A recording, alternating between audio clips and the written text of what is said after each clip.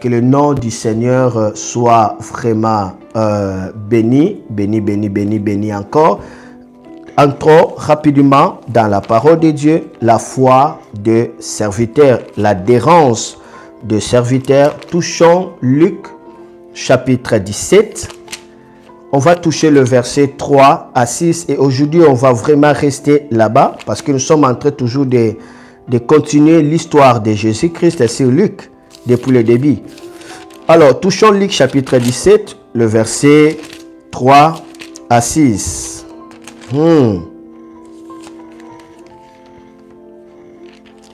Toutes choses sont possibles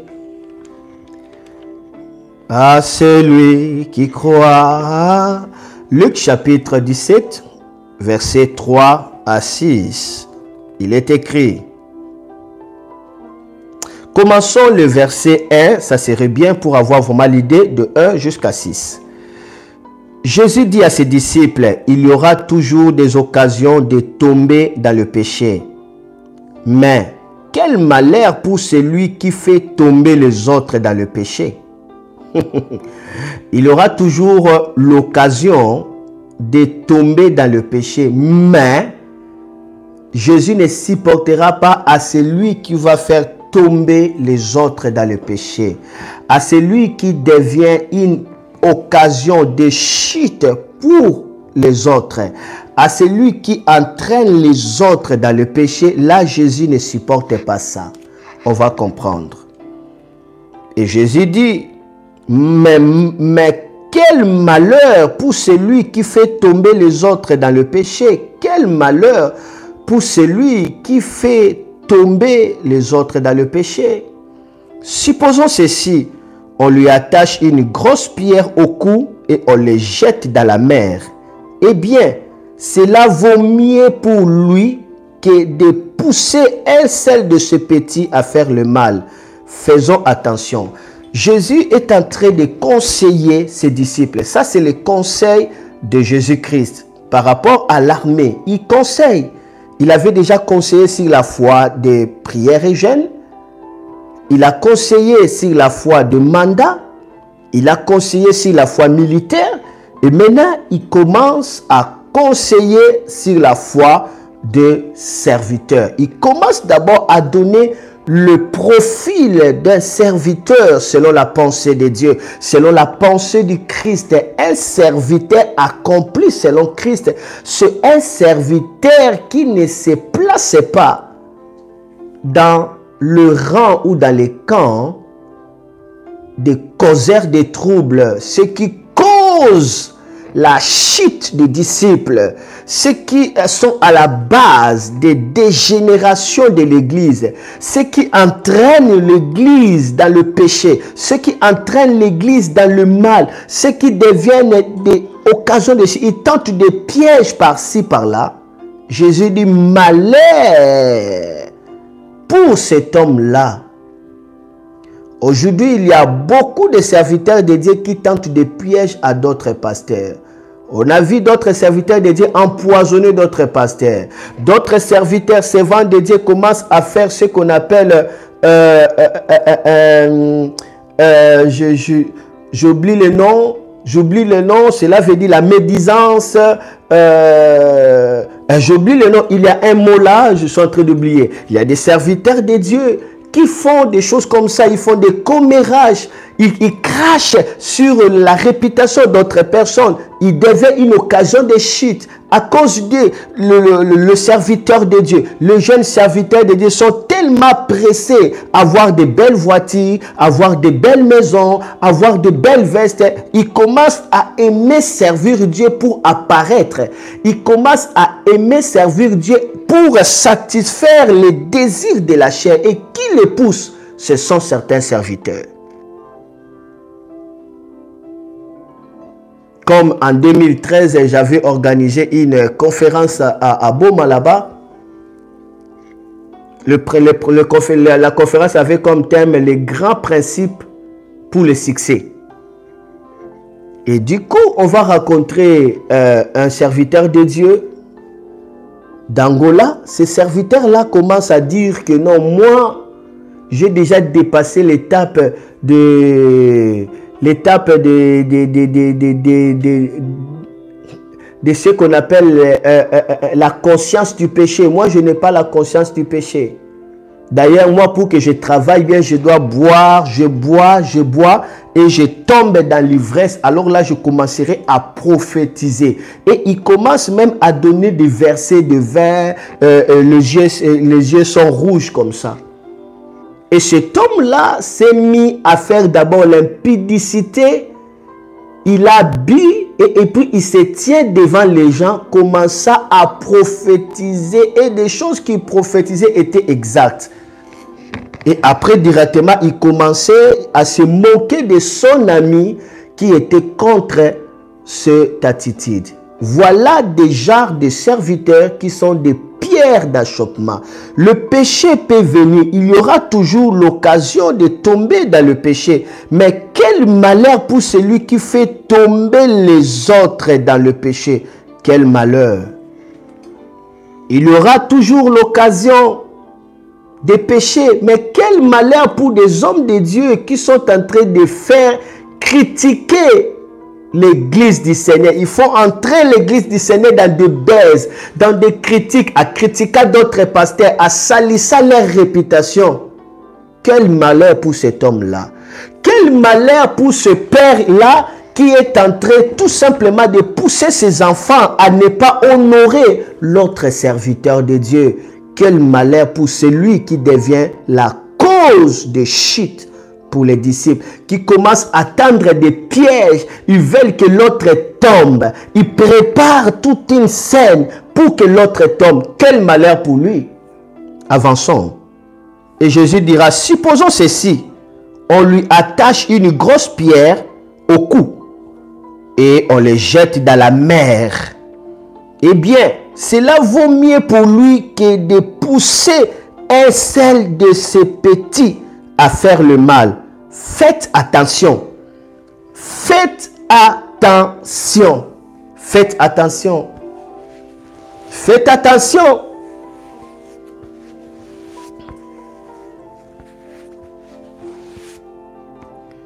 Moi, je connais d'autres serviteurs de Dieu m'avaient pris comme des mentors, comme des pères, et ils croissaient dans le ministère, et leur père ayant vu cela, ils commencent tout simplement à l'écarter de moi et en disant des mauvais témoignages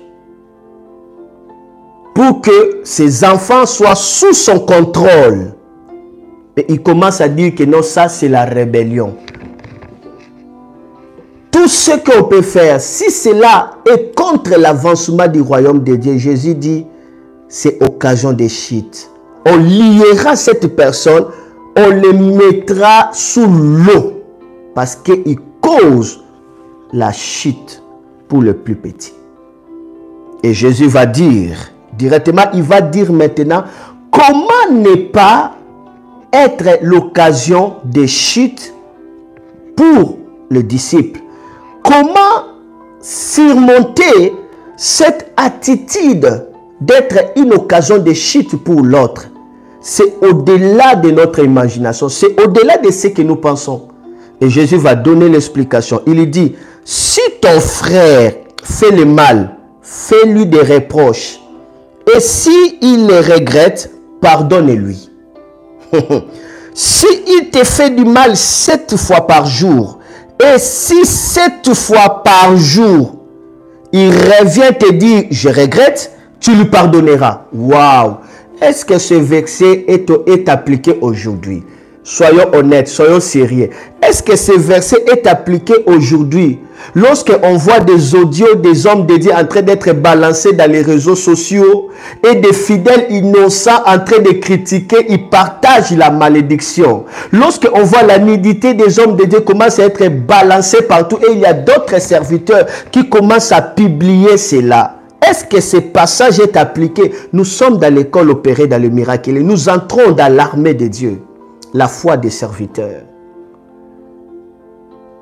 Moins d'erreurs seulement des ennemis. D'où vient cet esprit d'inimitié dans la famille de Dieu? D'où vient cet esprit d'inimitié dans l'armée de Dieu? Quel genre d'armée ont-ils leurs blessés de guerre? Ça se trouve dans l'église. L'église assassine ses propres héros. L'église écrase ses propres héros. L'église ne veut pas que la grâce puisse apparaître. Ils étouffent. Quand je parle de l'église, je vois des conseils de certains hommes de Dieu. Ils veulent faire le nom. Ils veulent que tout le monde se retourne auprès de lui. Ils veulent avoir la licence de Dieu. En dehors de lui, il n'y a pas de Dieu. Quel scandale aujourd'hui. Quelle honte aujourd'hui. Que l'autre dit, jamais de la vie je vais parler avec cet homme. Et qui est en train de dire ça? Un pasteur. On le voit tous dans les réseaux sociaux. Mais Jésus est en train de nous donner le principe de la foi des serviteurs. Il commence d'abord à dire, ne sois pas une occasion de chute. De deux, ne permets pas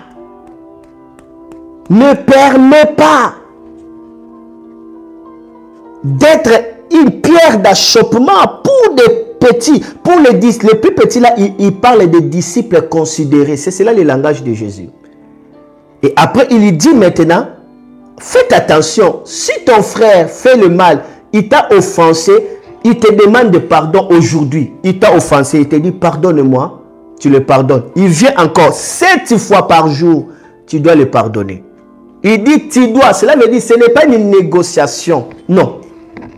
Il ne dit pas tu peux le pardonner, non, il dit tu dois. Ici c'est le maître qui parle à l'impératif, c'est un ordre. Il dit, tu dois le pardonner. Donc, un serviteur qui est dans l'armée, qui veut comprendre la foi des serviteurs, doit avoir un cœur du pardon.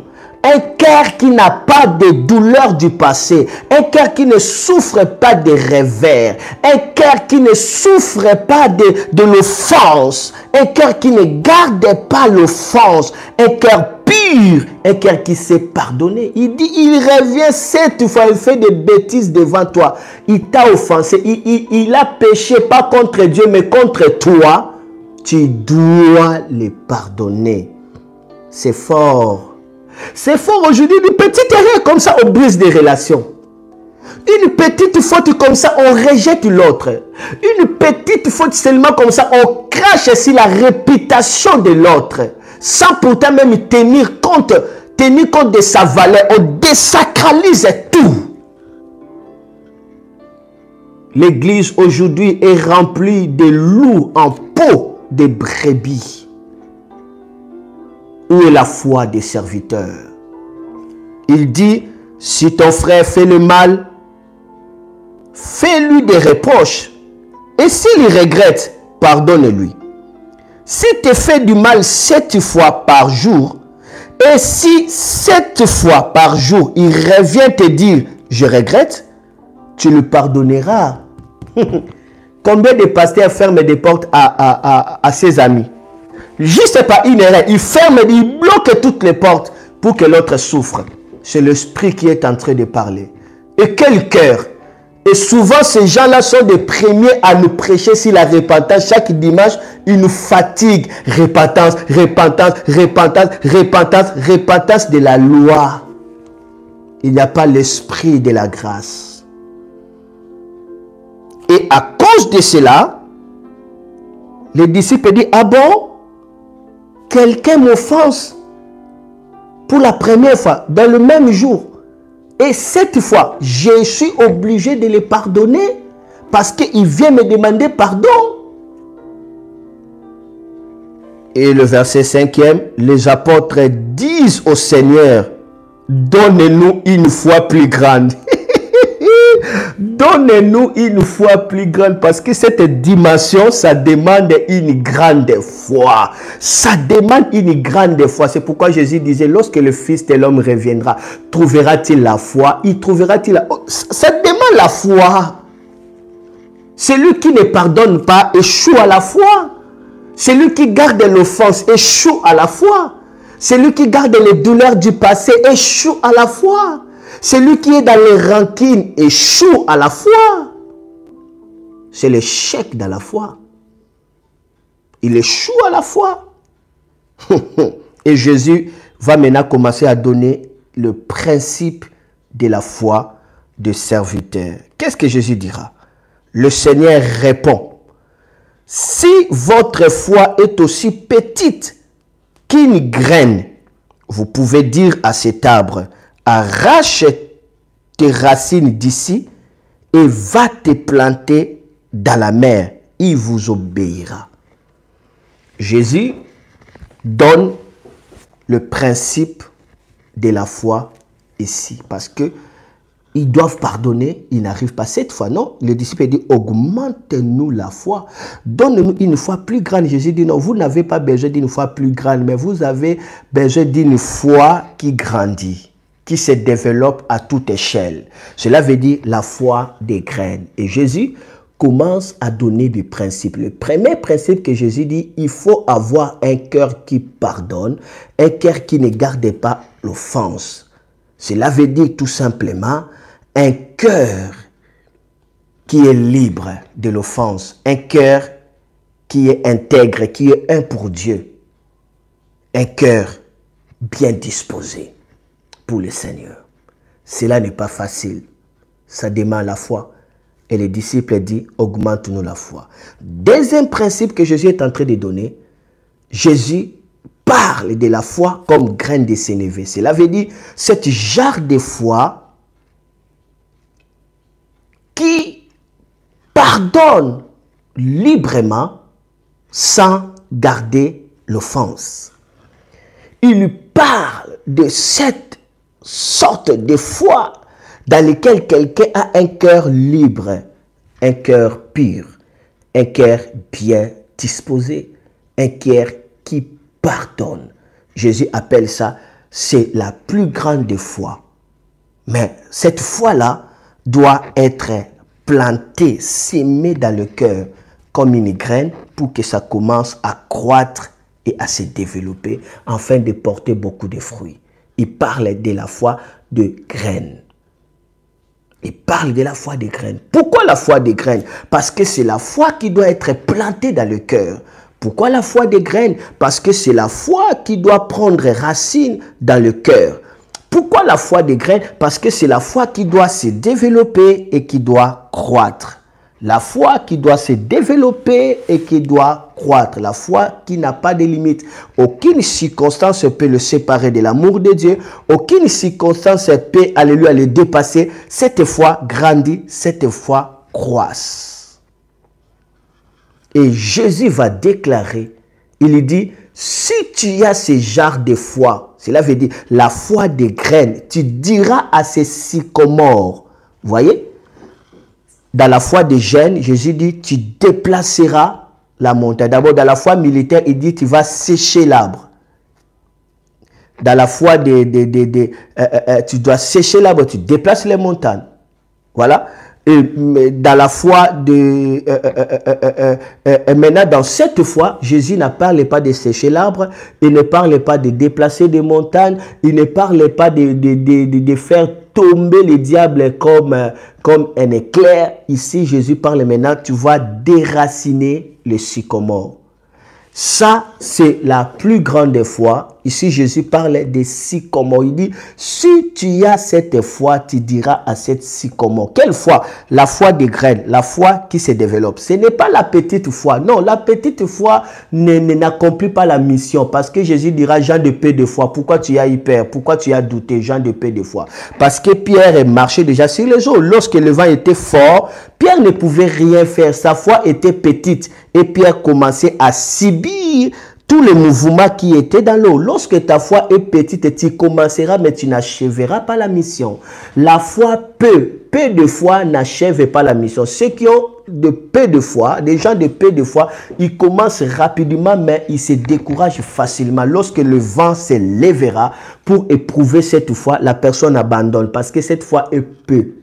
et la petite foi ne peuvent pas réaliser de grandes choses. Il faut comprendre ici. Jésus ne dit pas de petite foi. Non, parce que Jésus a toujours célébré de grandes foi. Il n'a jamais célébré de petites foi. Il a dit, je n'ai jamais vu en Israël aussi une grande foi. Oui, Jésus a célébré l'officier. Il dit seulement un mot. Jésus a célébré la femme cananéenne. Il dit, la femme cananéenne, même le chien désire tout simplement se rassasier des miettes qui tombent. Jésus dit, j'ai appelé ça grande foi. Jésus a toujours célébré la grande foi. Il n'a jamais été d'accord avec des petites foi. Non. Mais ici, il dit, si ta foi est petite, comme une graine de sénévé, une graine de moutarde. Il parle une petite comme graine. Cela veut dire la foi qui est sémée, la foi qui est plantée. Et cette foi commence à se développer, à croître, à grandir. La foi qui n'a pas de limite, qui grandisse, qui grandisse, qui grandisse. C'est cela, en fait, la foi que Jésus-Christ devait célébrer.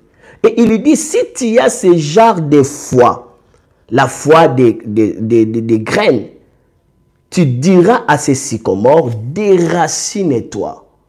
Pourquoi Jésus va parler de déraciner les sycomores? Pour déraciner les sycomores, il faut seulement la foi des graines. La foi qui est sémée, la foi qui se développe, la foi qui croît, la foi qui grandit. La foi qui n'a pas de limite. Pourquoi Jésus dit il faut avoir cette foi pour déraciner les sycomores, être capable de déraciner. Pourquoi seulement déraciner les sycomores? L'autre, il avait parlé de la montagne. Dans d'autres fois, il parle de sécher l'arbre. Dans d'autres fois, il parle de commander des choses. Mais ici, il parle des sycomores.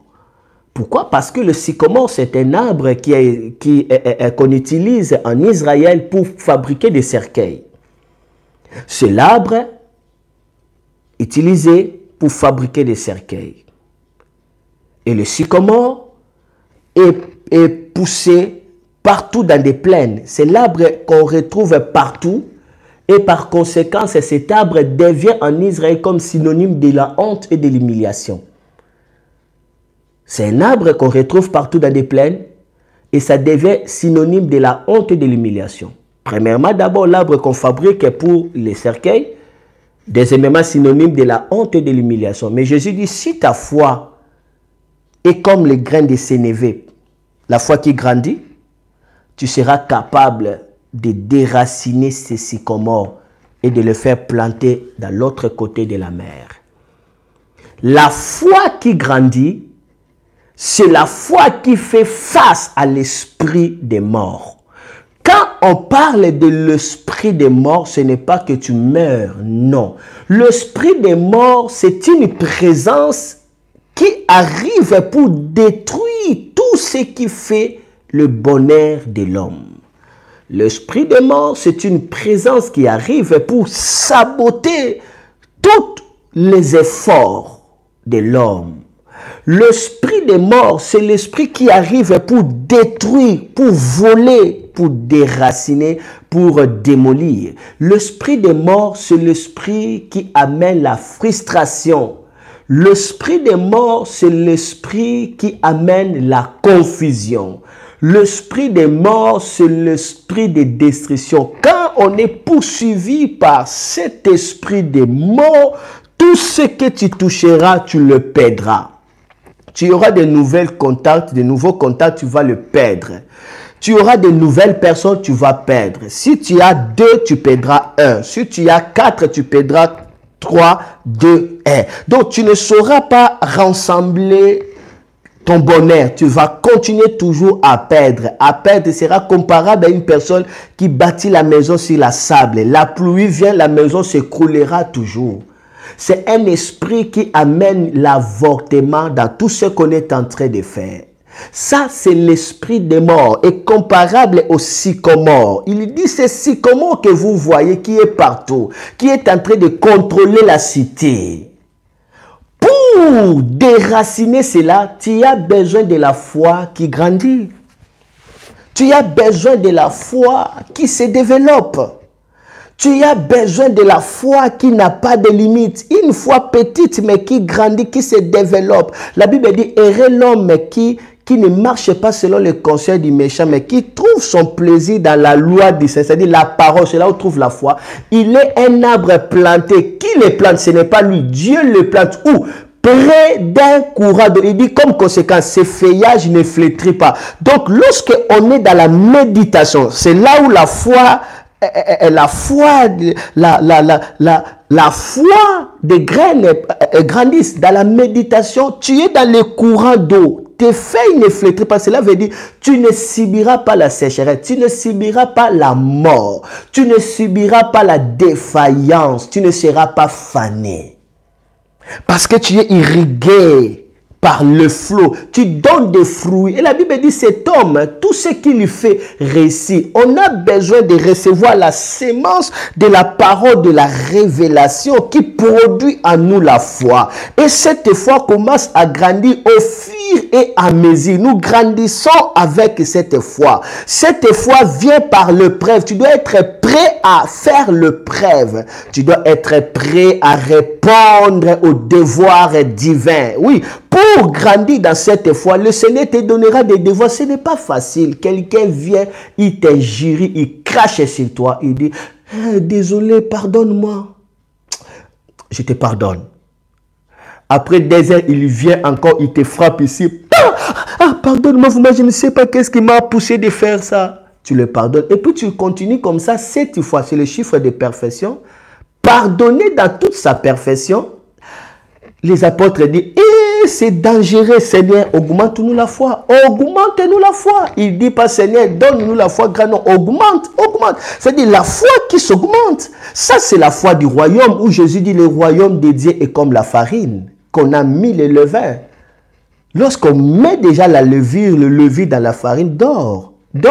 La farine va croître d'elle-même. C'est la foi qui grandit d'elle-même. C'est la foi qui te donne la joie de payer les prix pour le Seigneur. La foi là, tu seras capable d'aimer la personne qui te fait du mal, capable de prier à la personne qui te maudit.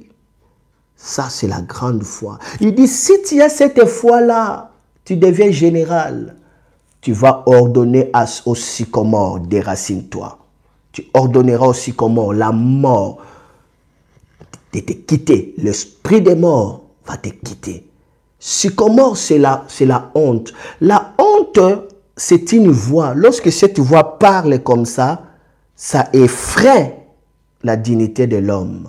Lorsque cette voix crie directement, l'homme n'a plus de dignité, l'homme n'a plus la valeur, l'homme devient froissé et l'homme devient timide, l'homme devient dans la peur et l'homme devient tout simplement dans la désolation à cause de la voix de la honte. Mais il dit, si ta foi grandit, tu ordonneras ces sycomores. Aujourd'hui, tous sycomores qui étaient plantés dans votre cité seront déracinés pour aller dans le fleuve de l'oubli au nom de Jésus.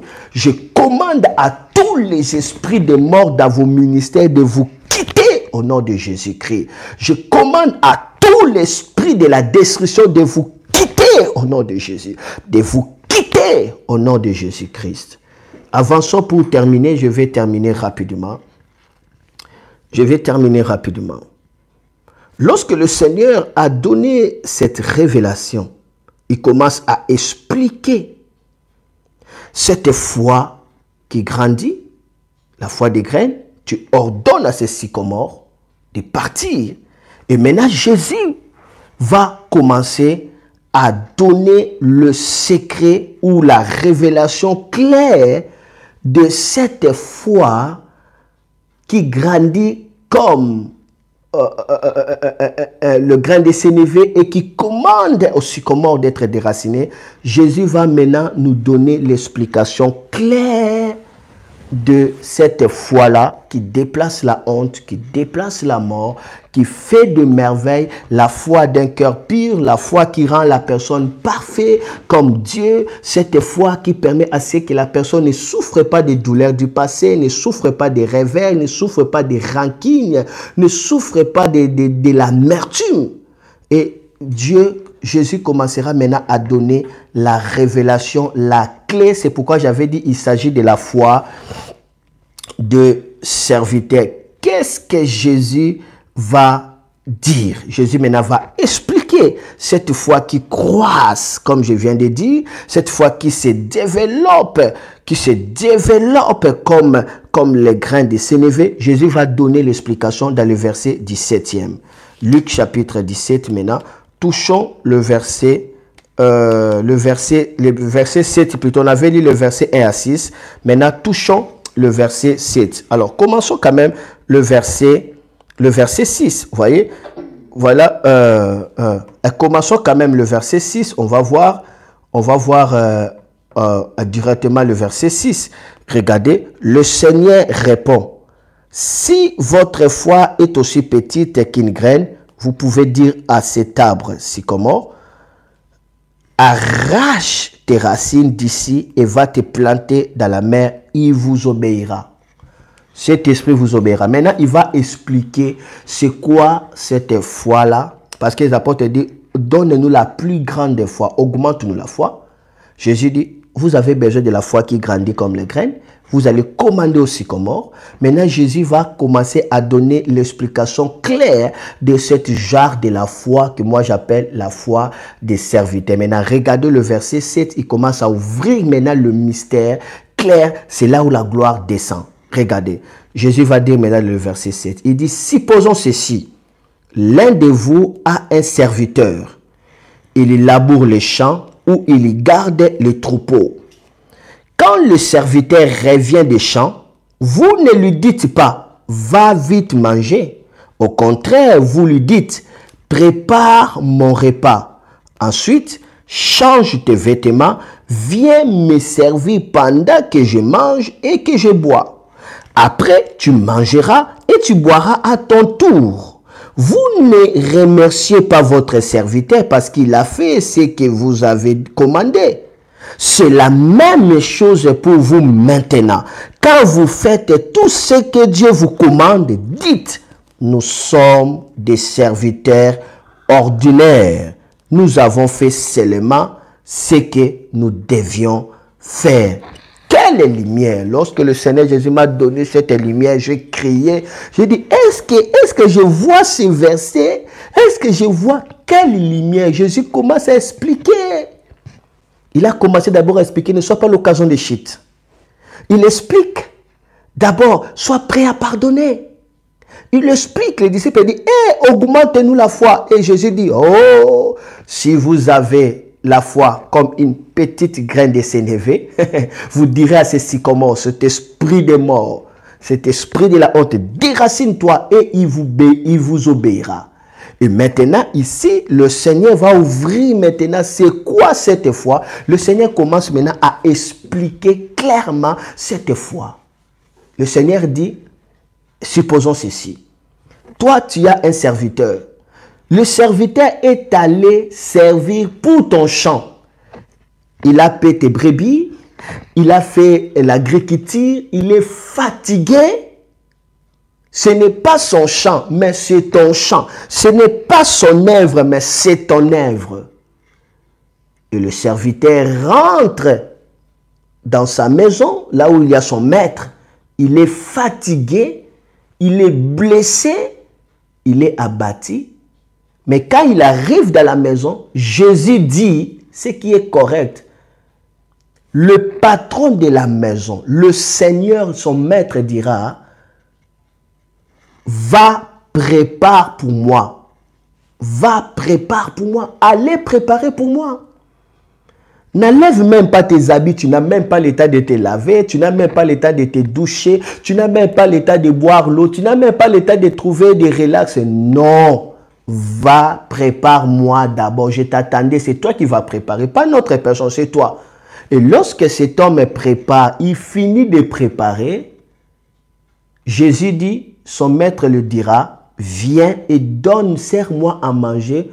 Moi, je dois d'abord manger. Après, toi, tu iras changer tes vêtements et aller préparer la nourriture pour toi. Ça, c'est grave. Quelle foi pour accepter des choses comme ça. Jésus est en train de nous expliquer le mystère de la foi des soldats, le mystère de la foi militaire, le mystère de la foi qui déplace les sycomores, c'est-à-dire les portes de séjour des morts, où Jésus dit les portes de séjour des morts ne proviendront point contre l'église. Ce n'est pas question de crier je suis l'église, le séjour des morts ne proviendront point. Non. Pour que les portes de séjour des morts vous obéissent, vous devez être prêts à avoir la foi des serviteurs. Est-ce que nous sommes prêts à avoir ce genre de foi? Et il dit, tu es fatigué, tu changes les habits, tu te laves, tu prépares d'abord pour toi. Que tu prépares ou que tu ne prépares pas, ce n'est pas mon problème. Toi, sers d'abord moi. Et quand tu as fini, moi j'ai mangé et je bis. J'ai mangé et j'ai bis. Moi, en tant que ton maître, en tant que ton seigneur, en tant que ton boss, je ne suis pas obligé de te remercier.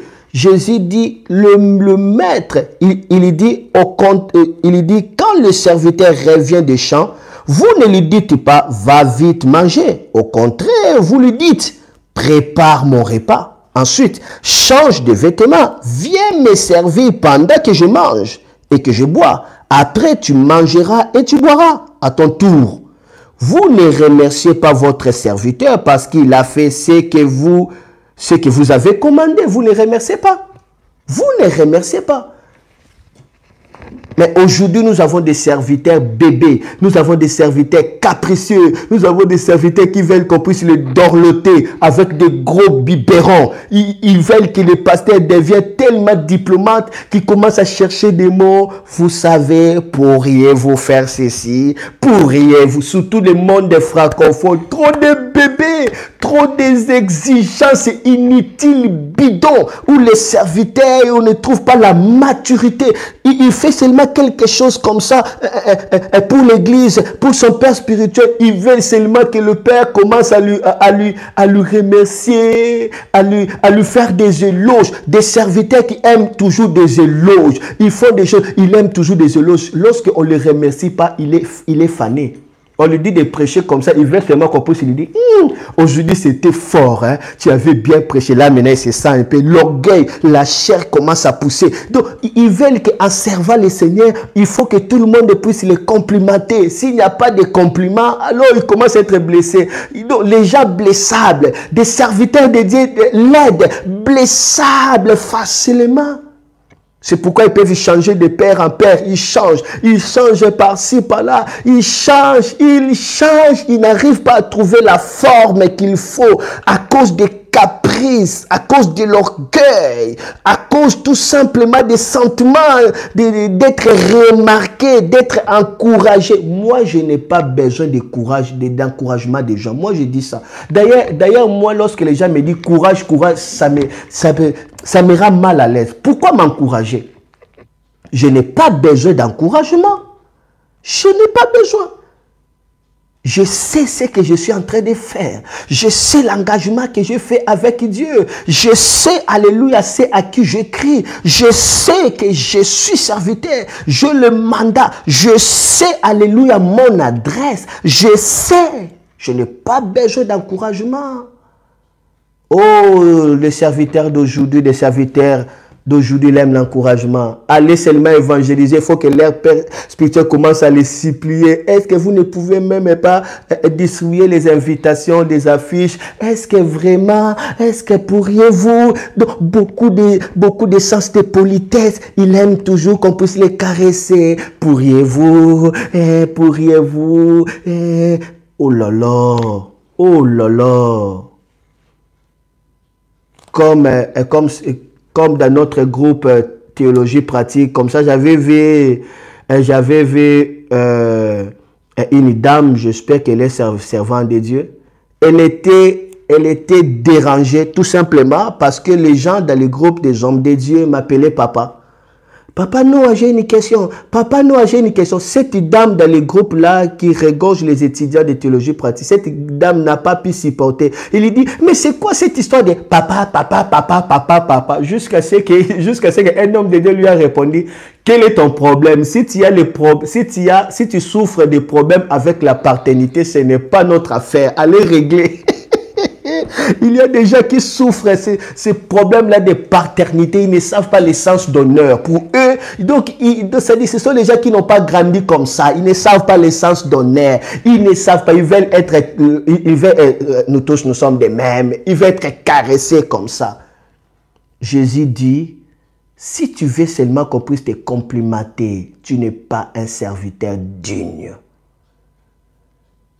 Tu dois être engagé à faire ce que tu es appelé à faire. Parce que c'est ton boulot. Parce que c'est ton mandat. Parce que c'est ton appel. C'est ce à quoi Dieu t'a appelé. Fais-le bien et n'attends pas le merci des gens. Fais-le bien parce que c'est ton adresse. Parce que c'est ton appel. Je suis en train de sentir l'odeur de l'agneau brûlé. Je commence à sentir l'odeur de l'agneau brûlé. La gloire est tellement intense. La gloire est tellement intense. Et le Seigneur va dire pour terminer, il dit, vous ne remerciez pas votre serviteur parce qu'il a fait ce que vous avez commandé. Vous n'allez pas le remercier. C'est son boulot. Et Jésus dit, c'est la même chose pour vous maintenant. Quand vous faites tout ce que Dieu vous commande, quand vous faites tout ce que Dieu vous commande, quand vous faites tout ce que Dieu vous commande, regardez ce que Jésus dit. Dites, nous sommes des serviteurs ordinaires. Nous avons fait seulement ce que nous devions faire. Tu as gêné, tu es serviteur, tu as fait ce que tu dois faire. Tu as prêché, oui, tu as fait ce que tu dois faire. Tu as vendu tes biens pour l'œuvre de Dieu. Oui, tu as fait ce que tu devais faire. Tu as gagné les âmes. Oui, tu as fait ce que tu devais faire. Ne danse pas sur le nez du pasteur. Ne deviens pas pasteur. Ne lui donnez pas de directives. Non. Non. Tu as soutenu l'œuvre. Oui, tu as fait ce que tu devais faire. Restez dans ta place et respecte ton rang. Serviteur de Dieu. Enlevons des caprices. Serviteurs de Dieu, enlevons l'enfantillage. Serviteurs de Dieu, soyons des soldats. L'apôtre Paul dit, souffre avec moi comme un bon soldat de Jésus-Christ. La foi des serviteurs, c'est la foi qui est en réalité la foi des héros. La foi la plus petite, mais qui réalise beaucoup de merveilles. Pourquoi? Parce que c'est une foi qui grandit, qui grandit, qui grandit sans cesse. La foi des serviteurs, c'est la foi qui ne supporte pas de caprices. La foi qui ne supporte pas de compromis. C'est la foi qui aime payer le prix. C'est la foi des hommes qui ont plaisir à souffrir pour l'évangile. Où l'apôtre Paul dit, j'ai fait tout à cause de l'évangile, afin d'y avoir part. C'est la foi des gens responsables, pas la foi des gens qui murmurent en travaillant. Pas la foi des gens à qui on peut les pousser à tout moment. Lorsque vous aurez ce genre de foi, aucun esprit des morts va résister. La maladie, c'est l'esprit des morts. La pauvreté, c'est l'esprit des morts. La malédiction, c'est l'esprit des morts. Les démons, c'est l'esprit des morts. La confusion, c'est l'esprit des morts. Ça se rassemble dans les portes de séjour des morts. Ça veut dire le conseil de l'enfer. Si vous voulez fouetter et déraciner les démons géants, ayez ce type de la foi. Ce type de la foi vous impacte à devenir général dans l'armée de Dieu. Jésus, notre Seigneur, s'est dépouillé en prenant la forme d'un serviteur. Lui aussi avait la foi de serviteur. Il s'est dépouillé en prenant la forme d'un serviteur jusqu'à accepter d'être baptisé par Jean. Et alors qu'il venait pour être baptisé, il pria. Tout le monde se faisait baptiser comme ça. Mais Jésus n'a pas négligé. Il a prié. Mais qui est en train de le baptiser? C'est Jean. C'est Jésus qui avait affecté Jean dans le ventre. C'était Jésus qui avait ranimé Jean. Lorsque Marie a salué Élisabeth, l'enfant a tressailli. C'était l'onction d'allégresse qui avait saisi Jean. Mais parce que Jean était le premier à être dans le terrain, Jésus devait respecter l'autorité établie. La loi de l'honneur, c'est ce qui nous manque. Jésus s'est rabaissé, il a prié, il a pris cela au sérieux et son Père a ouvert les ciels. Le Père l'a proclamé pour la première fois. Ce n'était pas les anges, c'était Dieu lui-même. Son Père a parlé parce que Jésus a réussi dans les tests de la foi des serviteurs. Il s'est dépouillé en prenant la forme d'un serviteur. Il était au four et au moulin, dans le travail, jusqu'à ce qu'il se fatigue. Il commence à dormir dans la barque. Il était pressé du faim, ainsi de suite. La foi d'un serviteur. Il s'est dépouillé de sa divinité. Il a pris la place d'un serviteur. C'est pourquoi Dieu l'a promis. C'est pourquoi Dieu l'a élevé. La foi des serviteurs, c'est la foi qui amène l'élévation.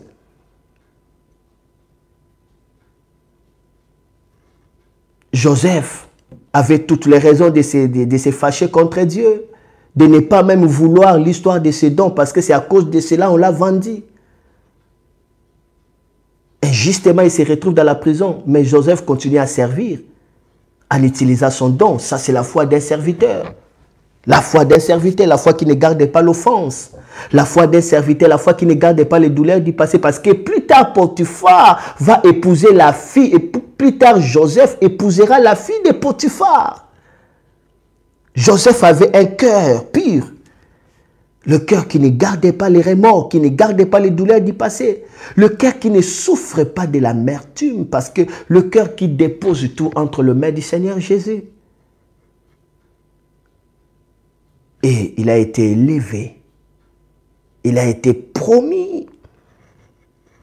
David, on l'a oué comme roi. Tout le monde a vu. Son père était là. Sa marâtre était là. Ses frères étaient là. Et Samuel il dit, voici l'homme. Et Samuel a versé l'huile sur David. L'esprit commence à agiter David. Mais quand Samuel est parti, son père, qui n'aimait pas David, à cause seulement de sa situation, parce que David était l'enfant qu'on peut appeler aujourd'hui des bâtards. Mais Dieu l'aimait. Et ses frères n'aimaient pas David. Lui qui est le cadet. Mais on les laisse là où il y a des loups, là où il y a des lions, dans une zone dangereuse. Garder les troupeaux. Cela veut dire qu'il voulait simplement de se débarrasser de David. Il ne voulait pas David parce qu'il voyait David était le symbole de la honte pour leur famille. Après avoir été, ouais, Samuel est parti, toute sa famille s'est réunie. Dit, hey, toi David, tu penses quoi? Tu penses que tu vas aller rentrer dans la forêt? Ils ont douté de sa vision. On peut douter de ta vision. Mais si tu as la foi d'un serviteur, cela éclatera. Éclatera toujours.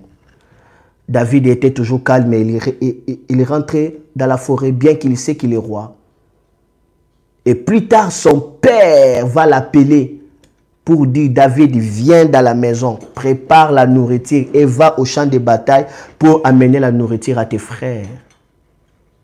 D'abord, quitter la forêt, arriver à la maison, préparer la nourriture et aller encore dans les champs. Quelle souffrance. David allait se fâcher. David allait dire, mais mon père, jusqu'à quand tu vas m'humilier? Jusqu'à quand tu vas me rabaisser? Trop c'est trop, trop c'est trop. Je me rebelle contre toi. Trop c'est trop, mon père. Tu ne sais pas que je suis loin du Seigneur. On ne touche pas au loin. On ne touche pas. Comme aujourd'hui, les enfants d'aujourd'hui sont prêts à cracher sur leur père. Hey, charabaraba. Je parle comme un acteur du réveil spirituel. Il y a des gens ici. Il y a des gens ici, parce que je vais terminer. Il y a les gens ici. Est-ce que le message passe? Est-ce que le message est en train de passer? Karababa. Laisse-moi d'abord voir, parce que je termine. Parce que je termine dans 2 minutes. Est-ce que le message est en train de passer? Je vais d'abord regarder. Je ne sais pas si les gens ont fui. Je ne sais pas si aujourd'hui les gens ont fui ou il y a des gens qui veulent développer la foi des serviteurs. Je ne sais pas si il y a des gens. Je vais d'abord regarder. Je vais regarder. Est-ce que les gens réagissent ou pas? Sinon, je peux parler à moi-même. Je ne sais pas. Je ne sais pas. Ok. Je rentre d'abord. Je ne sais pas. Ah, les gens sont là. Les gens n'ont pas fui. Amen, Papa Lomata. Oh yeah, ils sont là. Oh yeah. Wow. Gloire à Dieu. Partagez encore. Merci, que Dieu vous bénisse. Partagez encore. La foi des serviteurs. Et David accepta. Or, c'était l'occasion pour sa promotion. Et quand David arriva dans les champs de bataille, il rencontre l'opportunité. Il a tué Goliath. C'était ce jour-là on a chanté pour David. Pourquoi? Parce que David avait développé quoi? La foi de serviteur. David accepta de servir Saoul, l'homme à qui on l'a déjà rejeté. Lui qui est loin, mais il sert l'homme qui est rejeté. Il continue à le respecter. Il sait que Dieu l'a rejeté. Il sait qu'il est tourmenté par des esprits impies. Il sait que Saoul est un fou, mais David continue toujours à le regarder comme un ouin. Waouh! La foi des serviteurs, la foi de l'honneur. Et plus tard, Dieu a élevé David.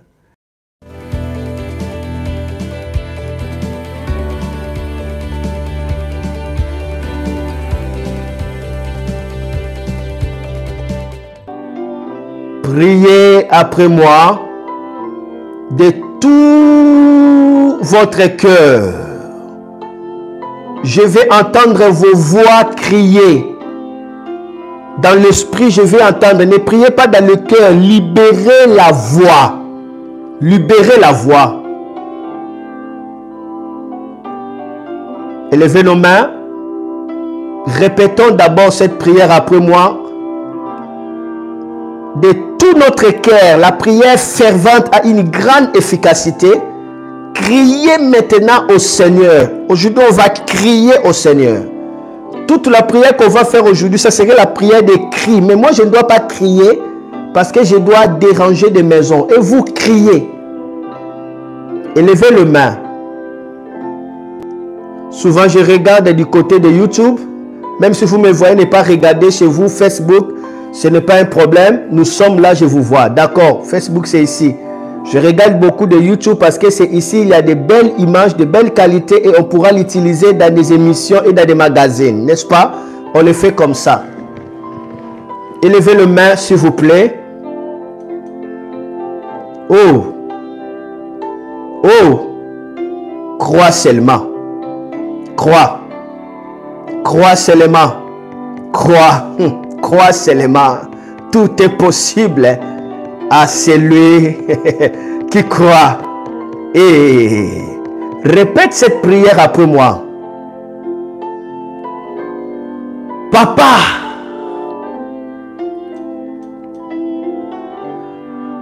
papa,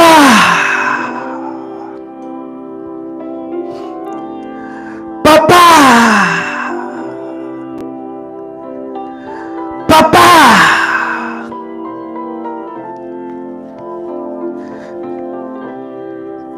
depuis le fond de mon être, du fond de mes entrailles,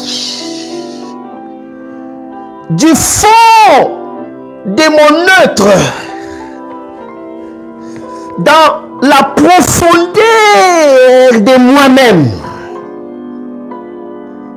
je crie à toi, papa. Je crois. Je crois. Je crois. Je crois. Tout est possible à celui qui croit. Je crois que toutes choses sont possibles à celui qui croit. Répète cette prière après moi encore. Papa, pardonne mon péché de négligence contre ton Saint-Esprit. Pardonne-moi. J'ai traîné mon cœur dans les soucis. J'ai blessé mon cœur dans des choses de ce monde. Par la rancune. Par les remords. Par l'amertume. Par le non-pardon. Par les douleurs du passé.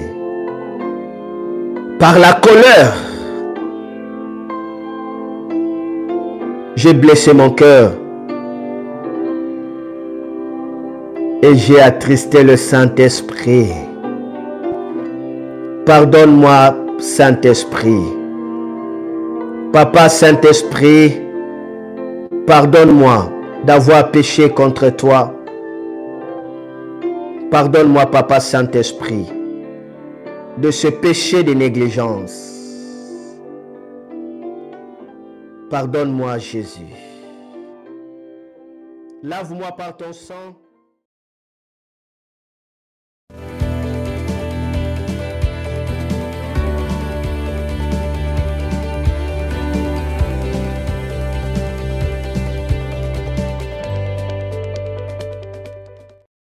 Gloire, gloire, gloire, gloire, gloire, Jésus-Christ sauve. Vous venez d'être béni en écoutant cet enseignement de valeur dans cette école opérée dans le miraculé, une école répétée pour l'impactation authentique de serviteurs de Dieu.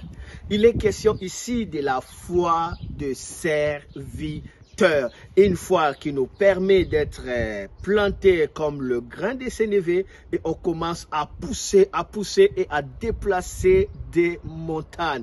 Il s'agit de la foi de serviteurs, de foi de personnes engagées pour le Seigneur, de personnes qui ont banni toute forme de découragement, de personnes qui n'ont pas de sentiments à ce qui concerne le prix à payer, de personnes qui s'engagent pour accomplir, alléluia, la volonté de Dieu. Et ces personnes-là expérimentent la gloire, le ciel, comme, alléluia, héritage. Mais une chose très importante est qu'on ne peut jamais opérer dans la foi des serviteurs si, seulement si, on n'est pas encore enfant de Dieu. Parce que la source de la vie de Dieu, la source de la spiritualité en Jésus-Christ consiste à naître d'abord de nouveau. Quand on est né de nouveau, on peut voir les royaumes. Et lorsqu'on grandit, alléluia, dans la nouvelle naissance, on peut maintenant entrer dans les royaumes. Parce que Jésus dit, il y a ceux qui ont vu les royaumes et il y a ceux qui ont entré